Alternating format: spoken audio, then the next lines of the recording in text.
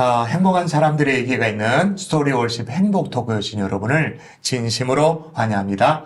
오랜만에 여러분에게 인사를 드립니다.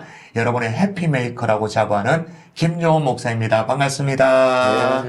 예. 안녕하세요. 김보원 목사입니다. 예, 벌써 행복 토크가 시작된 지 3년째가 되어지는데 행복 토크, 스토리 월십이 시작되도록 굉장히 중요한 역할을 해주신 분을 오늘 행복 토크에 모셨습니다. 이번 특세에 정말로 뜨거운 은혜를 끼치고 돌아가신 우리 최병락 목사님 모셨는데요. 우리 목사님 한번 성도님께 인사 한번 부탁드리겠습니다. 여러분 반갑습니다. 우선 제 목소리를 용서해 주시고요. 예전에 와서 큰 은혜를 받고 갔는데 다시 특세에 와서 섬기게 돼서 너무 좋고, 제가 너무 존경하는 김종원 목사님 가까이서 또 3일간 배울 수 있어서 큰 영광으로 생각하고 스토리 월십에 초청해 주셔서 감사합니다. 좀 전에 제가 스토리 월십의 원조라고 제가 설명을 드렸는데 아마 우리 성도님들은 그게 어떤 의미인지 잘 모르실 것 같아요. 목사님께서 힌트를 주셨잖아요. 스토리 월십 한번 말씀을 해주시죠. 코로나가 시작됐을 때 성도들을 만날 수가 없고 예배에 제대로 된 형식을 할 수 없어서 고민을 하다가 그러면은 우리가 성도들의 삶의 아름다운 얘기들이 많을 텐데 그렇죠. 우리가 좀 안방에 둘러앉아서 두런두런 그 얘기 듣는 식으로 한번 우리 성도님들 중에 좋은 간증을 가진 분들 초청해서 뭐 새롭게 하실 수도 있고 내가 매일 기쁘게도 있는 것처럼 우리 교회만의 스토리 월십을 해보자. 그렇게 해서 저희도 IMF 기간 동안, IMF가 아니죠. 코로나 기간 동안 한 2년 반 정도 매주 그렇게 했고, 나중에 그게 이제 통째로 C채널에서 가지고 가가지고 그 방영도 하고 해서 그렇군요. 저에게도 좀 익숙한 이런 시간입니다. 우리 경산조항기의 특징이 있다면 좋은 것이 있으면 바로 배운다 뭐 이런 거잖아요. 그래서 뭐 새로운 이름 할 것도 없이 그냥 스토리 월십, 정말로 얘기가 있는 간증 예배로 행복 토크를 진행하게 됐는데 저희 교회도 배워서 3년째가 된 것 같습니다. 딱 3년 만에 오늘 목사님을 다시 모시게 되어졌는데 우리 목사님께서 중학교 1학년 때 처음 교회를 가게 되었다고 들었습니다. 그때 목사님을 사로잡은 이 찬양이 있었다고 얘기를 들었는데요. 한번 그 스토리 한번 얘기해 주시죠. 그 선배가 뭐 초등학교 때는 선배가 무서운 게 없고 뭐 1학년도 6학년 보고 이름 부르고 니 이러고 하다가 중학교만 들어가면 교련 시간이 있어서 이 군대 제도 시기잖아요. 야, 교련 오랜만에 듣습니다. 야.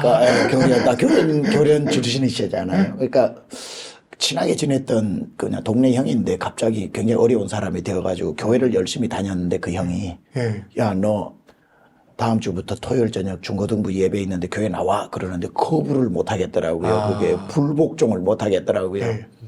그래서 이제 저희 집에서 교회를 토요일 저녁 중고등부 예배가 있는데 걸어가가지고 뭐 예수님도 모르고 뭐 교회도 낯설고 한데 맨 뒤에 앉았는데 한 20명 정도, 15명 정도 중고등학생이 앉아서 예배 드리는데 그때 제가 처음 들었던 찬송이 이제 옛날 찬송가죠. 404장 그 크신 하나님의 사랑. 와, 저는 찬송가가 너무 아름다웠어요. 그리고 지금도 그렇게 생각하지만 가사가 가장 아름다운 가사 중에 하나가 그 404장, 그 크신 하나님의 사랑. 근데 3절이 너무나도 좋았죠. 하늘을 두루마리 삼고 그 시적인 표현. 바다를 먹물 삼아도 상상력이 막 펼쳐지잖아요. 그때 궁금했던 거예요. 도대체 저 넓은 하늘을 종이 삼고 저 많은 바닷물을 먹물 삼아서 써내려가도 한없는 하나님의 사랑 다 기록할 수 없겠네. 하나님 주신 마음이라고 생각을 하는데 그때 무슨 각오가 생겼냐면 내 저 사랑을 알아봐야 되겠다. 아멘. 그러고는 그날부터 자발적으로 교회를 빠지지 않고 지금까지 다니고 있습니다. 그렇게 목사님 중학생 때부터 교회에서 이제 신앙생활 하시면서 그런 모태신앙이 아니신 거잖아요. 그렇게 신앙생활 하시다가 목회의 길을 가게 된 계기가 어떻게 되는지, 제가 알기로는 목사님 원래 육사를 가시려고 하셨다고 하셨는데 제가 들었는데 어떻게 신학교로 가시게 됐는지 그 스토리도 한번 말씀해 주시면 감사하겠습니다. 저희 교회에 보면은 사성장군, 삼성장군들이 지금도 이제 예비역으로 많이 계셔요. 그분들하고 식사를 하다 보면 아직도 제 마음을 울컥울컥하게 만드는 게 목사님은 사관학교 갔으면 무조건 사성장군 답니다. 이 얘기를 해서 내가 이 길을 잘못 들었었나 하는 그런 제가 정말 사관학교 가서 군인이 되는 게 제 꿈이었는데 네. 하나님께서 이제 고등학교 2학년 때 하나님 나라 군대에 일하도록 부르셨어요. 부르셔서 그 길을 들어서게 되었는데 제가 지금 가지고 있는 가장 큰 복은 저희 집은 제가 일대 신앙의 일대고 부모님이 예수님을 믿지 않는 상황이었음에도 불구하고 중학교 1학년 때부터 신앙생활을 마치 모태신앙과 비슷할 정도로 신앙의 조기 교육을 받은 거. 교회가 제일 좋았고 교회에 있는 시간이 가장 좋았고 그러다 보니까 제가 고등학교 2학년 때 주님이 저 친구를 통해서 너 신학교 가야 된다. 그 특세도 온 김관성 목사님의 친구인데 네네네. 김관성 목사님이 저를 이제 본인은 신학교 가기로 이제 서원하고 저를 꼬시는 거죠. 두 분이 친구인 건 알고 있었는데 예. 그렇게 또 신학의 길로 인도하셨던 건 제가 처음 알았네요. 그래가지고 나는 사관학교 갈 거다. 무슨 소리 하노? 신학교 니나 가라. 그랬더니만 네 하나님한테 사관학교 가는 것도 허락 맡아야 가는 기다. 오늘 우리 그때가 마침 이렇게 특세를 하던 때인데 작은 교회였지만 특세가 시작 안 하나 니 와가지고 하나님한테 사관학교 허락 맡으러 가자 그래서 저를 끌고 새벽 기도를 간 거예요. 간 그날 새벽에 하나님께서 사관학교가 아닌 하나님 나라 군대로 입대하라고 강력한 콜링이 그 새벽에 있었습니다. 와. 이사야 6장으로 내가 누구를 보내면 누가 나를 위해 갈 거라는 말씀으로 마지막에 도전하실 때 막 나 빼고 그 일 하실까봐 제가 두 손 들고 제가 여기 있습니다. 제가 여기 있습니다 하면서 와. 그래서 하나님께서 그날 아침에 저를 부르셨어요. 그러셨구나. 야, 저도 일대 신앙이거든요. 중3 때 처음 예수를 믿게 되고 불신 부모님을 전도하고 또 고등학교 1학년 때 이 길을 가겠습니다 결정을 하고 정작 이제 고3 때 신학교를 가려고 먼저 이제 가려고 그렇게 했을 때 부모님의 반대가 있었거든요. 그래서 부모님의 반대를 좀 타협하면서 일반 대학교를 먼저 가고 그 사이에 이제 부모님이 예수 믿게 되고 신앙이 쭉 자라면서 대학을 졸업할 때는 제가 신학을 하는 것에 대해서 적극적으로 후원해 주시는 부모님으로 바뀌었는데 일대 신앙이시니까 어떻게 신학하고 이 길을 걸어가는 데서 부모님의 반대는 심하지 않으셨나요? 감사하게도 저희 양 부모님이 학구열이 높지 않으셨어요. 뭐 저를 향한 큰 기대가 있었던 게 아니고 시골에서 제가 중학교 때 공부를 또 곧잘 했는데 전교 2등 했으면 잘한 거죠. 근데 제가 공고를 지원했습니다. 고등학교를. 왜냐하면 대학을 들어가는 사람이 없었기 때문에 우리 동네에. 그래서 나는 공고를 졸업하고 취직을 해야 된다. 그랬군요. 그렇게 생각을 해서 공고를 지원했습니다. 저 포항제철 공고라고. 근데 제일 좋은 공고기는 하죠. 아버지한테 와서 아버지 나 인문계 안 가고 공고 지원해 심더. 그러면 저희 아버지가 고무신 가지고 등짝을 내리치면서 이놈 자식아 아버지가 가난해가지고 네 공부 하나 못 시킬까봐 네가 공고가 웬 말이고 이러셔야 되는데 네네. 네가 공고 가고 싶으면 가야지 그러시더라고. 그게 서운했어요 저는 진짜로. 근데 이제 포항제철 1차 필기시험 합격하고 2차 신체검사 합격했는데 3차가 이제 3일째 실기시험에 제가 떨어졌어요. 이게 손이 제가 수전증이 있어요 조금. 나사를 끼우는데 안 끼워지더라고요. 그래서 떨어지고는 오히려 인문계를 이제 갈 수밖에 없어서 울산고등학교 좋은 고등학교인데 여기 들어가게 된 정도로 우리 동네에서나 우리 부모님이 저를 향한 그 자녀들을 향한 기대가 많지 않는 동네였습니다. 근데 이제 한 가지는 제가 교회를 다니는 걸 많이 반대하셨어요.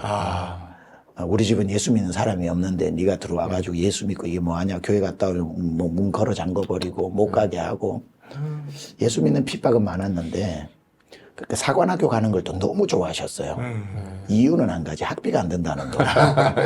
사관학교를 적극적으로 밀으셨고 부모님이 고등학교 선생님도 저를 그렇게 사관학교 가는 게 좋겠다 하셨는데 막상 제가 그걸 포기하고 이제 신학교를 간다고 할 때 교회 가는 거 반대하셨고 아버지가 불같이 화내시겠다 생각을 하고 고민하다가 그래도 얻어맞더라도 말씀드려야 되겠다고 아버지한테 아버지 나 신학교 가서 목사 되겠습니다. 그렇게 얘기를 했는데 그때 우리 아버지한테 제가 굉장히 감동을 받은 게 예. 저희 아버님이 뭐 학력 있으신 분도 아니고 그러신데 가만 들으시더니만 그럼 사관학교는 안 가고 그래서 사관학교보다 저는 막 목사 되겠습니다. 저희 부모님이 그때는 예수를 안 믿으실 때였죠. 네.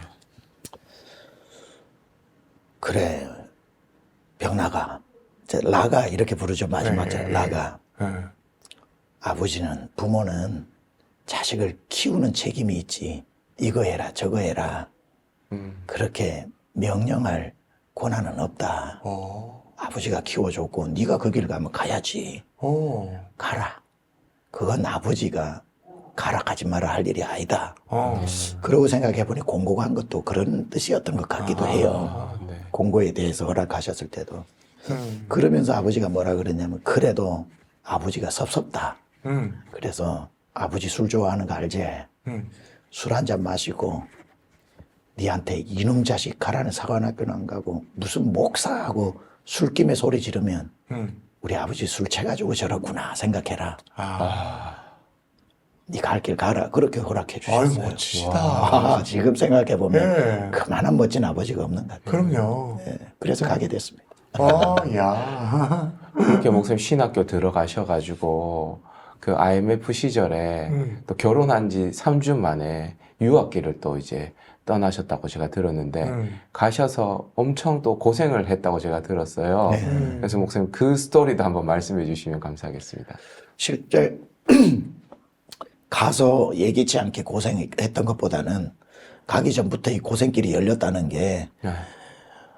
원래 제가 이제 유학을 가려고 준비를 했던 때가 이제 97년, 96년부터 준비를 하고 98년도에 내가 결혼을 하고 바로 이제 사우스웨스턴이라고 하는 제가 가고 싶은 신학교 달라스 텍사스에 있는 그게 다 준비를 했는데 그때 유학을 준비하던 때는 1달러에 800원대였어요. IMF 때니까요. 예, 그럼 98년도에 결혼하신 거예요? 예. 저랑 똑같이 하셨네요.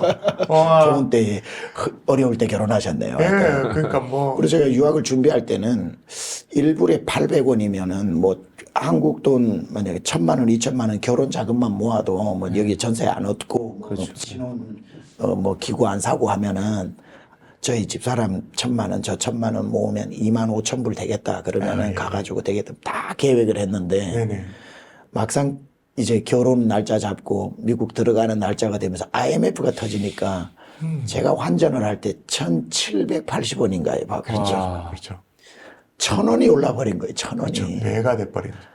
야, 그러다 보니까 2천만 원 있었던 돈이 10,000불 돈밖에 안 되는 거죠. 예. 그리고 결혼을 하고 유학을 떠났는데 그거 가지고는 한 학기 학비 내고 부부 기숙사에 살아요. 기숙사비 내니까 끝인 거예요. 그러니까 미국 달라스 같은 데는 대중교통이 발달되지 않아서 차를 반드시 사야 돼. 차가 없어서 저희 집사람하고 저하고 자전거로 다녔어요.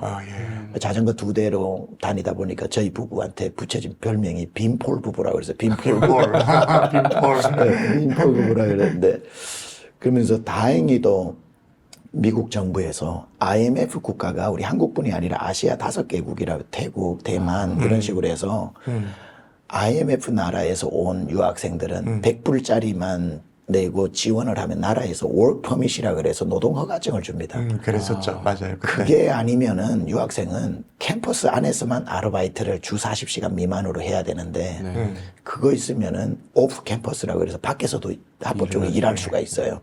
밖에서는 훨씬 돈을 많이 벌죠. 왜냐하면 캠퍼스에서는 시급이 4,000원도 안 됐는데 밖에 가면 그래도 7,000원, 8,000원씩 받을 수 있으니까 그때부터 풀타임으로 일하면서 풀타임으로 학생으로 있으면서 투잡, 드리잡 뛰면서 이제 아침 9시에서 5시까지 공부하고 집에 기숙사 집에 들어가 밥 먹고 6시부터 10시까지 학교 청소하고 10시에 집에 들어와 가지고 내일 숙제 해놓고 새벽 2시 정도까지 숙제하고 잠자면은 새벽 4시에 일어나가지고 도넛 배달하러 나가서 흑인 지역에 굉장히 위험한 지역인데 20군데 주유소에서 도넛을 팔면 저는 이제 봉고차에 실어가지고 배달하고 네네. 어제 거 다시 회수하고 이걸 하는데 총알이 빗발칠 때가 있습니다. 흑인 지역이 그렇게 그냥 운전해 가면서 누굴 쏘는 게 아니라 자기들 마음대로 팍팍팍 쏘고 가기도 하고 그렇죠. 그냥 세리머니 하듯이. 네. 뭐 그런 것들이 어떨 때 핑 소리 나면서 지나가면 주저앉기도 하고 하면서 뭐 그러고 이제 공부하면서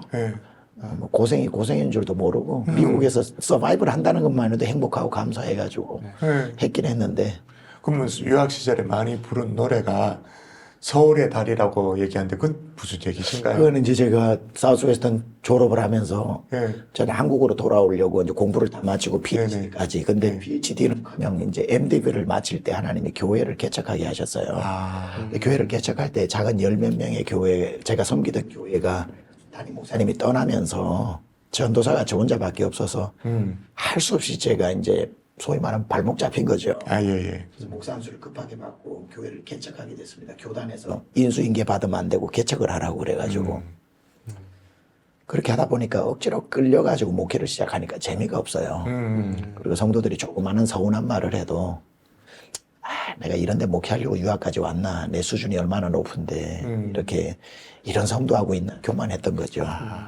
그러다 보니까 성도들이 조그마한 서운한 말을 해도 찬송가보다 아무래도 나는 떠나야겠어. 그 뜻이었구나. 이곳은 나에게 어울리지 않아. 이 찬양이 아니지, 이 노래를 1년 내내 불렀던 것 같아요. 그래서 부끄럽지만 찬송가보다 서울의 달 노래를 더 많이 부르면서 목회를 시작했던 것 같습니다.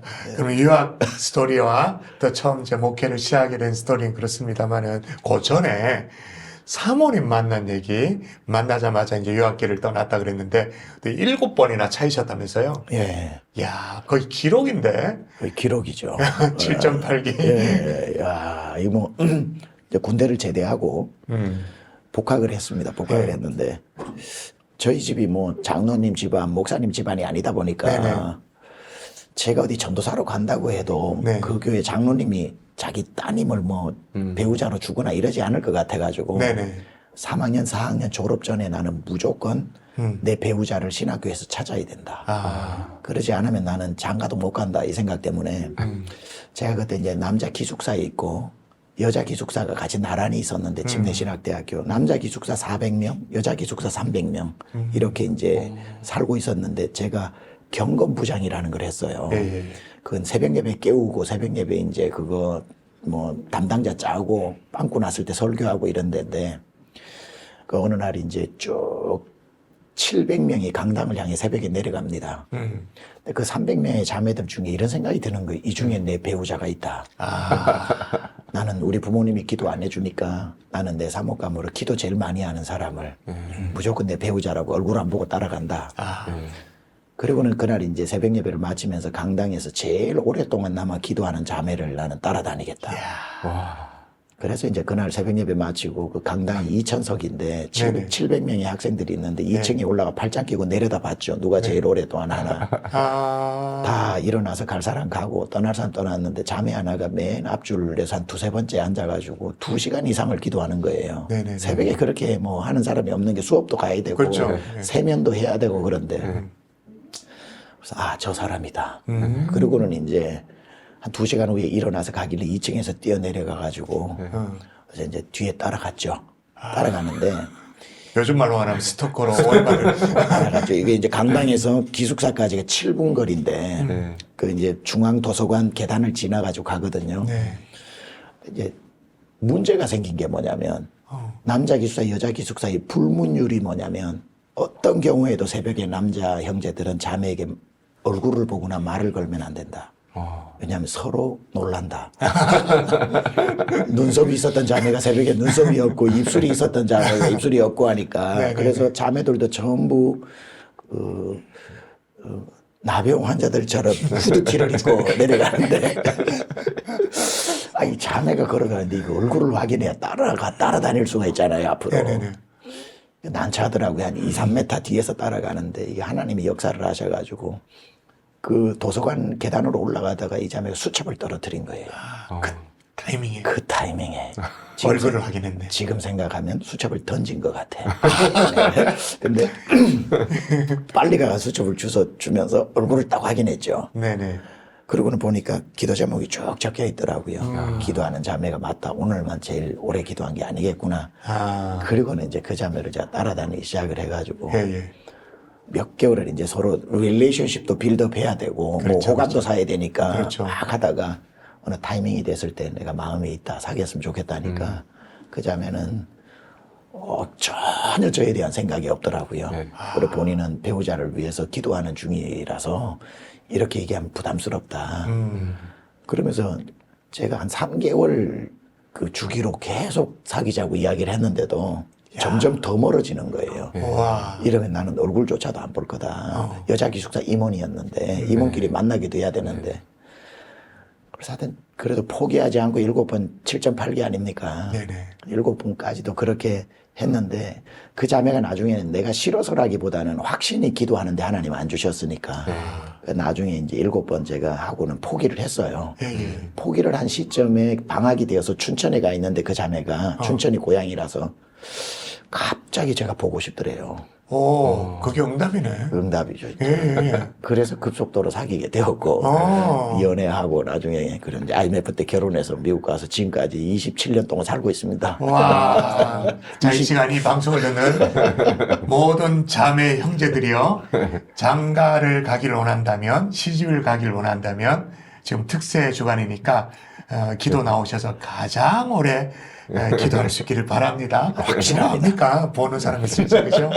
네. 예, 그렇게 이제 목사님 유학 가셔서 이제 힘들게 목회를 하시다가 그 세미안 교회에서 제가 목회를 하셨다고 들었는데 그 세미안 교회를 목회를 하게 된 상황과 그렇게 목회를 하다가 정점에 이르렀을 때 다시 강남중앙침례교회로 오셨단 말이죠, 한국으로. 네네. 돌아온 스토리도 한번 말씀해 주시면 감사합니다. 예, 뭐 긴 얘기지만 짧게 설명을 하면 목회가 정말 열악한 상황에서 미국에서 시작을 했는데 세계, 미국, 한국을 그리스도교로 해서 세미안 교회인데 어떻게 하루 종일 걸어 다녀도 한국 사람 한 명 못 만나는 곳이 미국이잖아요. 네.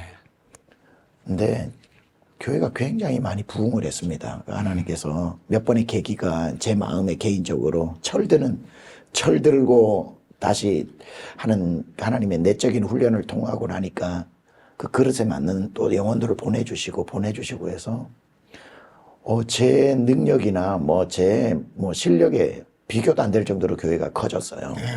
어느 정도로 그러니까 제가 떠나올 때 한 2,500명 정도 출석을 했고요. 그러면 한국에서는 10배를 해야 되니까 25,000명 교회. 네, 그러니까 제가 그 이제 29에 개척해서 38 됐을 때에 2,500석 본당에 입당을 했죠. 와. 그리고 뭐 교회 건물 성전 규모도 어마어마하게 컸습니다. 뭐 경산중앙교회만큼 크지는 않지만 이민교회에서는 제일 큰 교회, 사이즈의 교회 중에 성도도 한 2,500명 정도가 모이니까 이거는 그 정도 커져버리면요 겸손해집니다. 어느 정도 되면 교만해져요 사람이. 그 정도 되면은 아무리 우길래야 내가 했다는 말을 못하니까. 하나님이 하셨다. 네, 하나님의 작품이다. 그러니까 이건 뭐 교만해서 뭘 하려고 해도 이거는 좀 맥센스 하지 않거든요. 참 교회가 이민교회답지 않게 굉장히 건강하고 성도들이 한국에 계신 목사님들이 오셔가지고 이민교회에 내가 대충 소문 듣고 왔는데 세미안교회는 완전 한국교회에 열성분자들 모여있는 것 같다면서 그 정도로 훈련이 잘 돼 있고 제가 사역하는 WORLD 사역이 완전히 정착돼 있었기 때문에 뭐 난민 사역, 인디안 선교 사역, 외국인 사역, 모든 일들 교회 개척 사역들 해서 정점에 이르렀다고 봐야 되죠. 네네네. 그리고 뭐 지금 제가 계속 목회를 해서도 제가 떠난 것부터 달라스 붐이 일어나가지고 미주 50개 주에서 달라스로 지금 다 모여들고 있거든요. 훨씬 더 지금 제가 떠나고 세미안교회는 지금 3,000명 이상 됩니다. 더 커졌죠. 사실 후임 목사님 오시고. 그러는 중에 이제 한국에서 강남중앙침례교회가 제 의사도 안 묻고 제 이름을 올려놓고 3대 목사로 투표를 해서 통과가 된 거예요. 교회가 여러 가지 좀 상황이 있어가지고 제 의사도 안 묻고 이제 최경남 목사가 와야 뭐 우리 교회도 또 이렇게 다시 회복될 수 있다. 뭐 그랬던 것 같아요. 그렇게 이제 결정을 하고 비행기를 타고 청빙위원 네 분이 날아오신 거죠. 그러고는 와가지고 얼마나 황당하게 말씀하시냐면 저희 교회 3대 목사님 되셨습니다. 한국으로 가시죠. 네네네네. 진짜 아닌 말로 세미한교회 장로님들하고 강남중앙 침례교회 장로님들하고 세미한교회 로비에서 멱살 잡았습니다. 그럴 수 있겠다. 그렇죠. 예. 그래서 저는 제가 도대체 이게 무슨 어떤 무례함입니까? 어떻게 제 의사도 묻지 않고 우리 교회에 제가 목회를 하고 있는데 이러시면 안 된다고 이제 돌려보냈죠. 그래서 성도들이 이제 그 사건이 있고는 저를 찾아와서 목사님 가실 겁니까? 이게 말이 되는 겁니까? 그래서 저조차도 갈 마음이 하나도 없었기 때문에 저와 저희 아내가 매일 여보 내 마음 바뀌면 당신 잡아야 되고 당신 마음 바뀌면 내가 잡는 거다. 우리는 한국 절대로 안 간다. 그래서 1년 동안 서로 안 가려고 이제 계속 거부를 하고 몇 번을 찾아왔죠. 우리 성도들한테 안심시키고 했는데 그러나 마지막에 하나님께서 몇 가지로 거부할 수 없는 그런 부르심이 있었습니다. 그 중에 이제 한 가지만 말씀드리면 세미한 교회로서 제가 17년 동안 목회하면서 예배 마칠 때마다 성도들하고 세계와 미국과 한국을 그리스도께로 이걸 외쳤잖아요. 하도 안 간다고 버티니까 주님이 제 마음에 도전을 하시는 거예요. 성경으로 많이 가라는 말씀을 주셨는데도 거부했으니까 하나님이 최후 통첩으로 자 세미한 교회 네가 키웠냐 내가 키웠냐. 주님이 키우셨죠. 그래 내가 뜻이 있어서 이렇게 급하게 키운 거다. 그리고 너를 한국으로 보내가지고 강남중앙침례교회 지금도 좋은 교회지만 더 강하게 만들어가지고 미국에 있는 세미한교회, 한국에 있는 강남중앙침례교회, 미국과 한국에 있는 교회가 연합해서 세계 선교를 하는 거. 이게 내가 세미한 비전인데 17년 동안 그거 이루어달라고 소리만 지르더니만 내가 그 일을 이루려고 막상 너를 보내려고 하는데 너 안 간다고 버티냐. 세미한 비전을 그럼 어떻게 이루냐. 가서 잘 목회해서 두 교회가 한 교회처럼 연합해서 세계 선교해라. 그 마음에 이게 하나님께서 주신 세미한 비전이구나. 큰 그림이구나. 그래서 이걸 성도들하고 나누니까 우리 성도들이 그거면 가셔야죠 이러더라고요. 그거면 우리 목사님 놓아드려야지 하고는 제일 반대하셨던 분이 예배 중에 목사님 보내드립시다.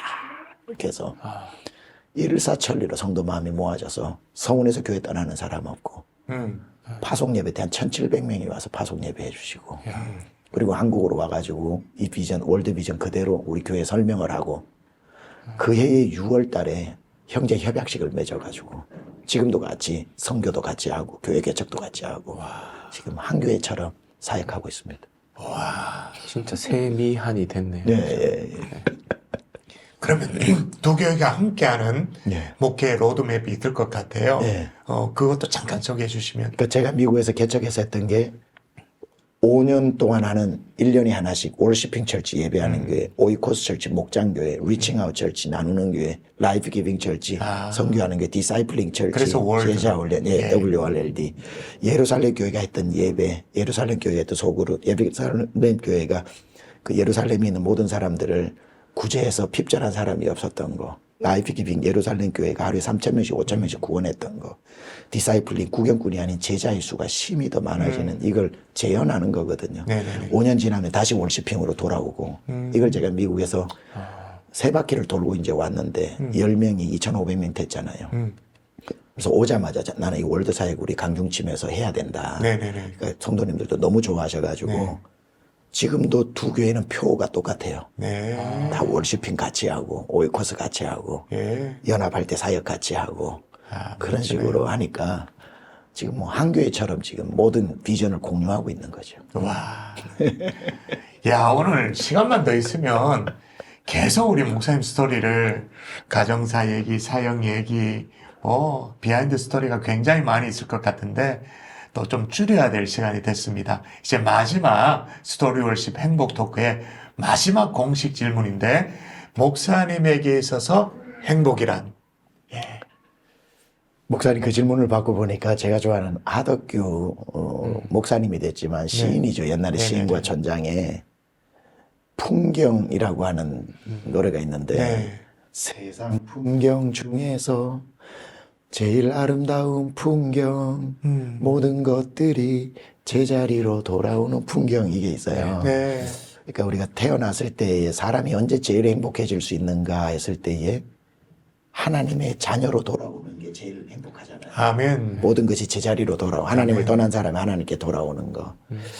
이제 목사가 되었을 때 제일 행복한 건 목사다워질 때 그게 제자리를 찾는 거잖아요. 목사다워질 때. 목사가 되었지만 뭐 다른 데 관심 있고 다른 거에 뭐 이렇게 미련 있고 하면 불행하더라고요. 내가 저것도 못했고 저것도 못했고. 근데 목사의 직분이 가장 영광스럽고 가장 행복하고 이 자리를 가장 만족할 때 제일 행복한 것 같더라고요.